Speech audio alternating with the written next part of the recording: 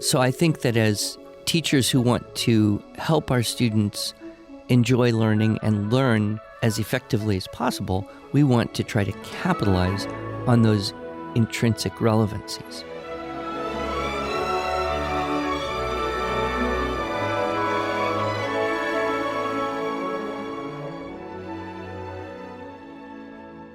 Hello, and welcome to the Arts of Language podcast with Andrew Pudewa, founder of the Institute for Excellence in Writing, or as many like to say, IEW. My name is Julie Walker, and I'm honored to serve Andrew and IEW as the Director of Marketing. Our goal is to equip teachers and teaching parents with methods and materials which will aid them in training their students to become confident and competent communicators and thinkers.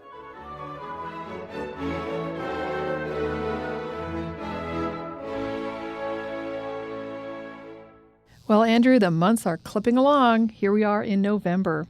November.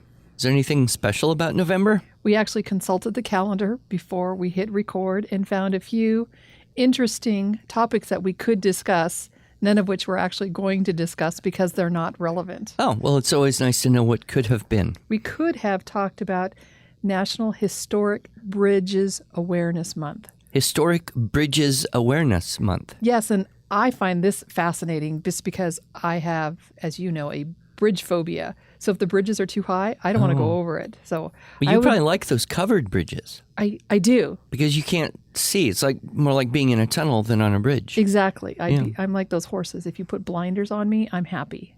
Well, they probably covered the bridge so the snow wouldn't make it so slick and they wouldn't slip and slide off the bridge. Could be.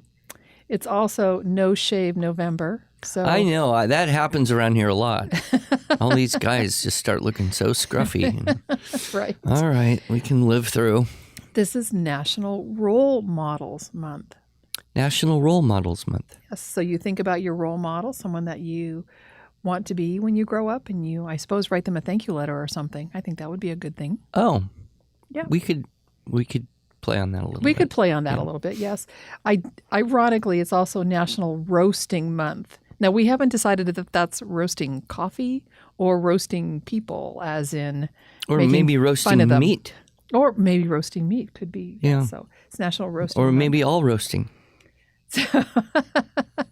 It is National Write a Novel in a Month, NaNoWriMo. Yes. Some of our favorite student writers who learned to write with IEW and are now published authors. So let's say you wanted to start a National Motivation Study Month. How do you do that? Who do you talk to get your month nationalized? I have no idea. We should research that. Yeah. We'll get our stuff We on could it. have a National How to Get Your Month Recognized Month. There you go. Well, our topic for today, and perhaps the next couple weeks, is a subset of what you talked about in one of your most beloved convention talks, teaching boys and other children who would rather make forts all day. And that topic is the forms of relevancy. Relevancy, yes. So I noticed early on in my life of teaching and learning that if something is meaningful, applicable, useful, interesting, relevant, then it's easier to learn, right? Sure. And if something is not interesting, meaningful, applicable, useful, relevant, somehow it's harder to learn. And this is true for all of us, whether we're children or adults. If you have an interest in something, the information's going to stick. Yes. And you're going to remember it and be able to apply it, and there's going to be reinforcement, and you will come to know and learn that. If it's just something that someone wants you to learn, to hold in your brain for a short period of time, just so someone can say you learned it, well, you may be able to do it, but there's not that same stickiness. Right. So this kind of intangible quality that makes learning easier, I chose to call relevance. Great. So I looked up in the dictionary what relevance actually means. Okay. It means the condition of being relevant. Okay, that's terribly useful. Yes. Or connected with the matter at hand. Okay. So when I think about connected relevancy, connected with the matter at hand, and looking at all of these possible November themes that we could discuss today, none of them seemed relevant to relevancy. So we're going to talk then about the forms of relevancy. Yes. Because I have, over the decades, identified and come to understand, I think, at least 4 distinct different forms of relevancy. Okay. So we'll start with the best Okay. and most effective and work down to the least. Okay. What's the first form of relevancy? Well, I call it intrinsic relevancy. So that's something that's just in you. There doesn't even have to be an explanation of why. It's just something maybe you were born with or it got into your mind, heart, imagination somehow, and you just are interested in it. You can't necessarily trace a cause, but it's there. And it's often very strong. Can you think of any things like that when you were a child that were just there? You just were interested for no other reason than that you were. I can't, off the top of my head, come up with something of my own, but I can think of my son who was ADHD. We had a hard time getting him to sit still for just about anything except for jigsaw puzzles. He loved putting together jigsaw puzzles and would literally sit for hours putting them together. So he would sit for hours to do a jigsaw puzzle, but not sit for hours to do math or spelling or... Right. Anything else that was apparently irrelevant to him. Maybe I should have gotten Math Facts jigsaw puzzle. I was just thinking that. Maybe there's a whole product now in educational jigsaw puzzles. I'm not sure, but... Well, that's interesting. So he was highly motivated to do those puzzles. Yes. Another person might not be. I, for example, found them quite tedious and frustrating. I would lose any interest after a short period of time, and that wouldn't have at all been so that's just a difference in personality, just core. For me, probably I look at my childhood, and for some reason, which I do not know, my mother said that I was begging for a violin from the time I could talk. Interesting. So she was a voice and piano teacher. So I grew up in a musical environment, and I guess I went to orchestras, but I had no interest in playing the piano and a tremendous desire to play the violin. Why? Yeah. I can say in retrospect that I'm quite certain I wouldn't be sitting here with you today. The Institute for Excellence in Writing wouldn't exist. My entire life would be different if I had not grown up playing the violin. Right. And to be honest, I was never really all that good. I mean, not top good enough to teach. And I don't teach anymore. I don't play anymore. But the bearing that had on my destiny is really quite remarkable.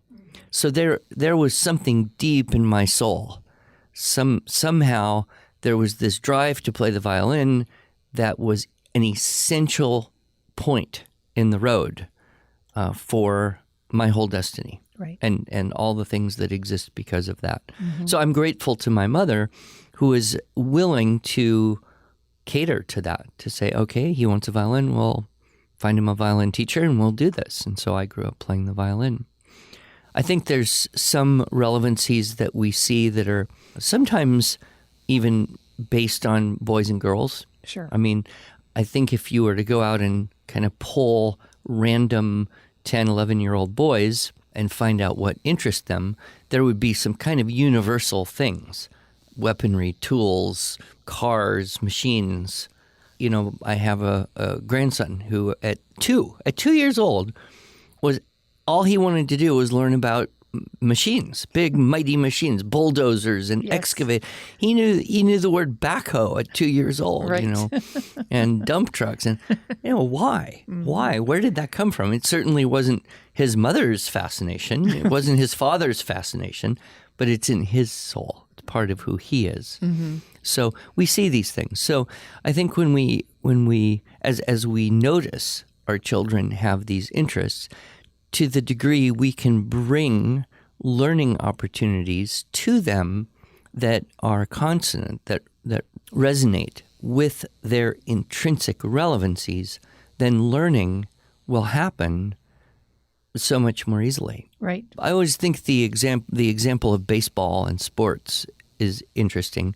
I have no interest really in baseball or sports, and I suppose I kind of tried to be interested in football once upon a time, but for the most part, I don't store information. I couldn't tell you who played in the Super Bowl last year to save my soul. Truth be told, people who are into football may not be able to tell you that either, unless it was their team. However, you will meet a boy who will, be very resistant with like schoolwork, right? But knows every batting stat for every Major League Baseball player on the team that he loves. Yep. And he can learn and memorize and retain, and I guess there's a use for such information. And that's easy for him because of the super high relevancy. Right. And so asking, is that relevant, to use the word, to his real life, memorizing what may appear to you or me as a pointless fact that still has value in expanding his ability to memorize. Is that not true? I would think so. I mean, knowing stuff is good, and you can never know everything. Right. So the question is then, what shall you know? What's worth knowing? Right. And you meet some kids who are just fascinated with, who did I meet? A lepidopterist, a kid who was fascinated with butterflies and moths. And he could show you and name for you the scientific names of all these obscure butterflies and moths. What in the world use is that? Well, you can impress your friends, I suppose. Yes. But there's a joy for him in knowing all that. The same way there's a joy for the baseball aficionado in knowing all of that. And then you meet kids who, may get into a particular period of history and can name every single Civil War general and which battles they fought in and who won and lost and how many casualties there were. I mean, that's not information that's particularly useful, but there's this mastery. And so as a child, when you have the freedom to kind of go in deep and learn a lot about a thing that's relevant to you, right, then you actually learn how to learn a little better. I wonder if your son who loved puzzles now in his current job finds certain puzzles that need to be solved in the world of IT and video editing and all the other things he does. And so maybe there's a connection in that aptitude and now in the relevancy that helps pay the bills. Absolutely. Absolutely. And you and I both know how relevant that is to our lives right now and projects that we're working on. And the good that he brings to our team and being able to be a puzzle putter together, a problem solver. Yeah. I did this talk, however imperfectly, and then we put it in a book, and there's an article that summarizes the talk, and the DVD's in the back of the book. And one of the things I've learned over 30 years of teaching is I really do believe that how children learn something has a more lasting effect than what they learn. Because we will learn and forget many, many things. The things we forget, if we need those, we can relearn them more easily. But when we have the freedom to really explore and go in depth, that forms our cognitive function to some degree. It forms the way we learn to learn. So to the degree that it's possible in homeschooling, of course, you have quite a bit more freedom perhaps than you do. But if you're teaching in a classroom, you still do have some choices. And you can choose to read this story or that story. You can choose to learn this poem or that poem. You can choose to focus more on this aspect of this part of history or science, or that aspect of that part of history or science. So I think that as teachers who want to help our students enjoy learning and learn as effectively as possible, we want to try to capitalize on those intrinsic relevancies.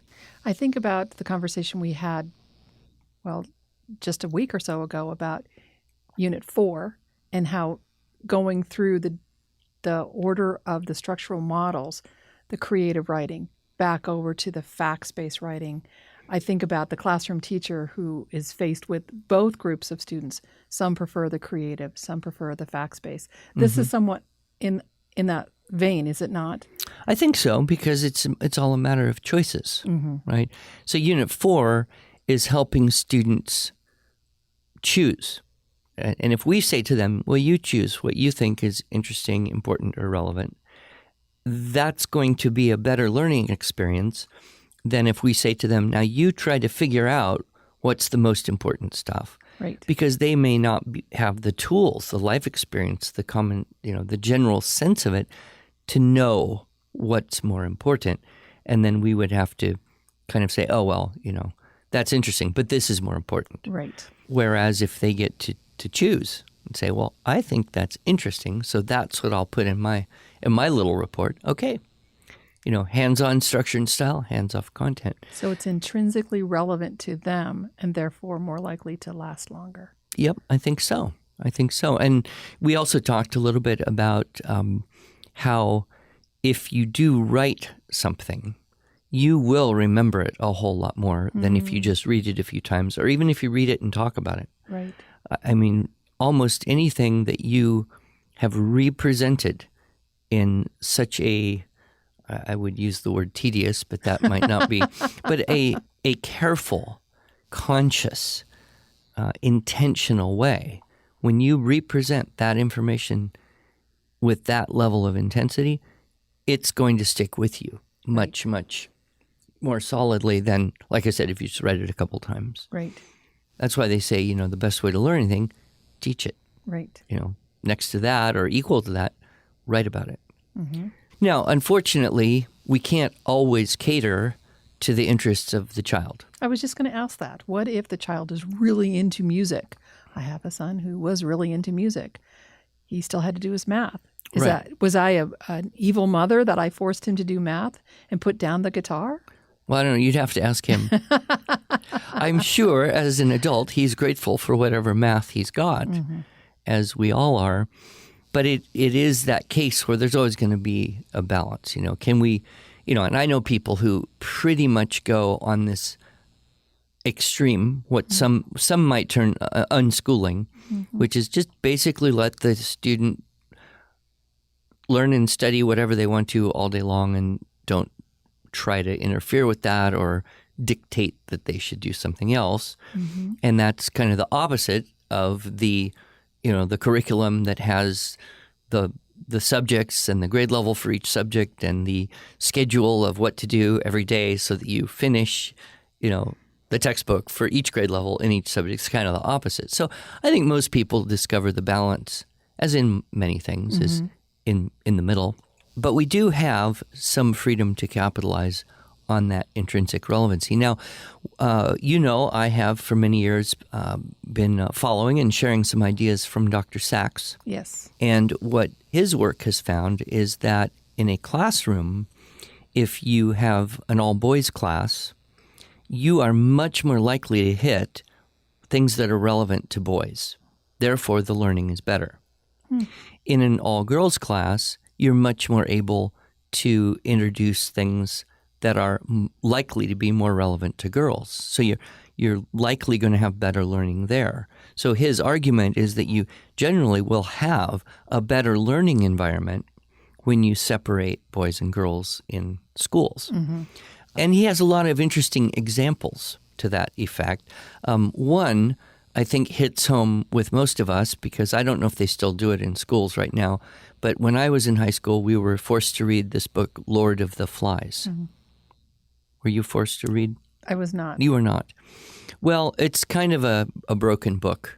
Like nothing good happens and it just gets worse and worse and worse. And so it's a little bit on the depressing side. And the value of the book, and why is it a classic? Why have people been reading it for 50, 70 years or more? Well, because it shows what happens, when humanity lacks guiding principles and structure and authority and what happens if you just throw a bunch of boys on an island and they operate in an anarchy state, right? Okay, so he points out that this is a part of the high school literature canon in many places. But if you have a conversation with the boys about how this book makes them feel, they won't really be very engaged because they don't really feel. They can't figure out how they feel. So they'll just say things like, well, that was stupid. Well, okay. So how do you get them engaged in the book? He said the best way to get them to read the book closely is give them the assignment of mapping the island. Because then they have to read it and in their mind imagine this island and where were all these things and what happened. And they get engaged in that because the relevancies are more likely to suit.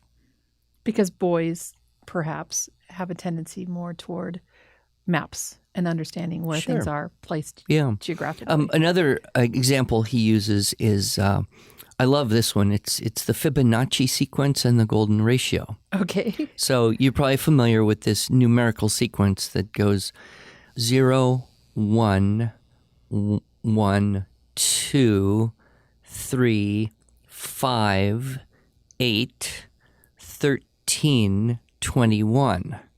And it goes on. So it's adding the previous two numbers. Okay. So 0 plus 1 is 1, 1 plus 1 is 2, 2 plus 1 is 3, 3 plus 2 is 5, right? 5 plus 3 is 8, 8 plus 5 is 13, 13 plus 8 is 21. And it's a progression. It's named after mathematician Fibonacci. And what's interesting is that if you graph this particular numerical sequence, you get a thing that is called the golden ratio. And we see this in nature. Yes. Right? So the ancient Greeks designed the angle of their buildings based on this ratio. Right. We see it in, say, a nautilus shell, right? In that spirally pattern. We also notice that the numbers of petals on flowers almost always follow this sequence and other manifestations in nature, right? It says, okay, you want to teach boys about this. You start with the numbers and the graph, and then you show them the thing in nature, right? Because one's more relevant than the other, has greater intrinsic relevancy. Whoa, that's really cool. You do this number thing, and you plot it out, and you get this cool shape. Whereas with the girls, you start with the nature. Count the petals, look at the pine cone, examine the pineapple, look at the nautilus shell, see that, and then discover that the numerical pattern matches the thing. And so he's got all sorts of strategies like this that can help to increase the relevancy. So that's the intrinsic Intrinsic relevancies, how to capitalize on intrinsic relevancies. So as I say in the talk, if you're homeschooling, that's easy. You want to do a unit study or you want to do something and call it science. So you think, well, we could study edible plants of North America or the construction of medieval weaponry. It should be a no-brainer. Edible plants. No. Now, some people would say, oh, well, you should choose edible plants because that's more useful. Right? So if you're out hiking in the Appalachians when you're a little older and you get lost and there's a storm and you know what you could eat or you shouldn't eat, that knowledge might save your life. It's more useful. Therefore, you should study that. But I love to cook, so I am definitely more interested in edible plants. Yes, but from a boy's perspective, no one knows when how to make a catapult might not come in very useful. Especially if you have little brothers. Also another thing I've seen that has a strong intrinsic interest with boys is businesses. A lot of kids and girls too. I'm not trying to say it's exclusively boys, but what is kids' job? To make more work for their parents. No. Honestly, okay. What is the full-time goal of a child? To grow up. To grow up. And so that's what they want to do more than anything, right? Right. I mean, as soon as they're 4 and they know that you could be 5, that's what they want to be, right? Exactly. So they want to have a life that is as adult-like as possible because that's very relevant to them. So that's why I'm often encouraging, families to look at, well, how could I help this child start kind of a little business or some kind of service project or something that is real in the real world? Because of all the relevancies, right, that's what they want. Why do boys want real knives, not fake ones, right? A fake one is okay until you discover that that you could possibly have a real one. I've been, very strong in that area of supporting entrepreneurial education. We have our Lemonade to Leadership for the elementary, maybe middle school, and then Carol Topp, her excellent series, Micro Business for Teens. And it's just so interesting. I could go on many, many stories. In fact, maybe we'd do a whole podcast on stories of kids who started businesses and learned all sorts of skills and gained all sorts of knowledge, not because someone made them do it, but because it became intrinsically relevant to them as a part of this process of starting a business. Great.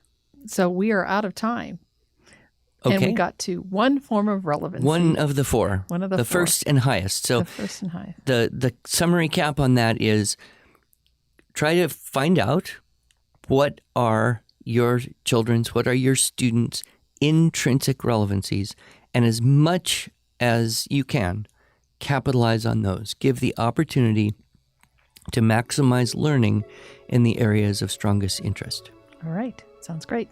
And we'll hit the next one next week. Okay. Talk to you then. Thank you.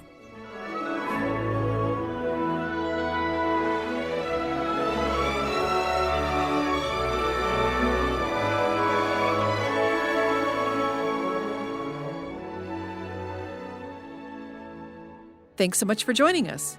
If you enjoyed this episode and want to hear more, you can subscribe to this podcast in iTunes, Google Play, or Stitcher, or just visit us each week at iew.com/podcasts.